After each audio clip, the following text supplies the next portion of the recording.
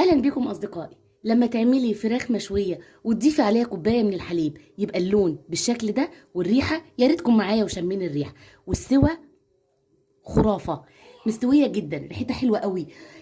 جربيها بالطريقه بتاعتي وبالوصفه بتاعتي واكتبوا لي في الكومنتات هي عجبتكم وكان ناقصها ايه وايه التيست اللي زادها حلاوه. لما تعملي صينيه فراخ بتشكيله الخضار دي يبقى شكلها عامل ازاي؟ دي فرخه ونص، طبعا تنفع فرخه نص زي ما انت حابه. الاول محتاجه لو مش متواجد الهاند بلندر يبقى محتاجه الخلاط. احط فيه بصل اخضر.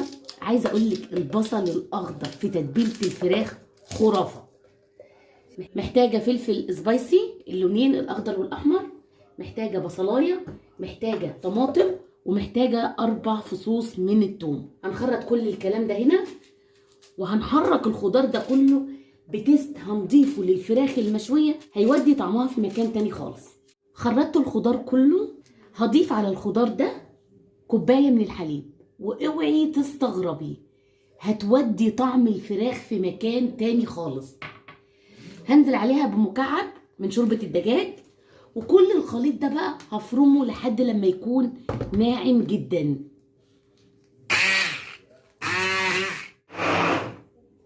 شايفين؟ مش محتاجه افرمه اكتر من كده يا جماعه. لسه ما ضفناش عليه حاجه، وعايزه اقول لك والله الريحه خرافيه. مش هبالغ في البهارات، نص معلقه من الفلفل الاسمر، نص معلقه من البابريكا المدخنه، معلقه كبيره من الملح، هضيف معلقتين 2 كبار من الزيت، هبشر عليها واحده من جوز الطيب.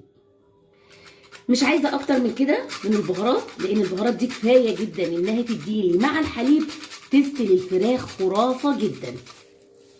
هقلب كل المكونات دي يا جماعه، تعالوا شموا الريحه الخرافيه. هضيفها هنا كده في الصينيه او الطاسه او البرام او الطاجن، اي حاجه انت هتدخليها الفرن.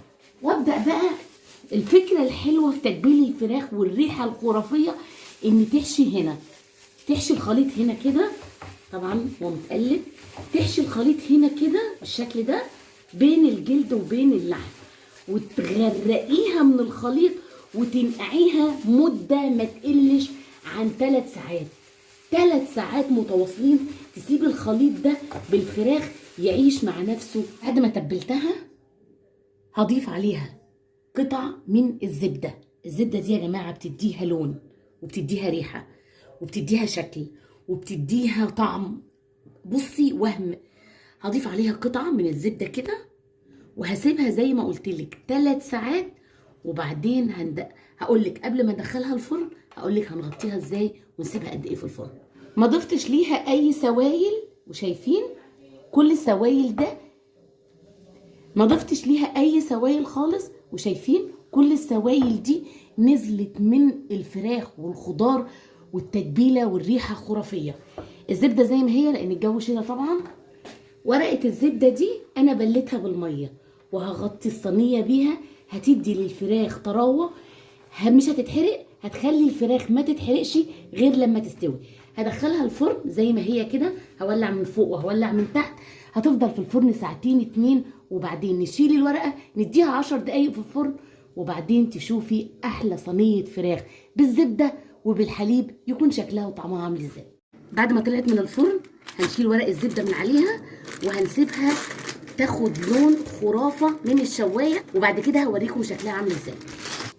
استمتعت جدا معاكي بالفيديو، يا رب اكون فدتك ولو بمعلومه بسيطه، واستودعكم الله واشوفكم فيديو تاني جديد.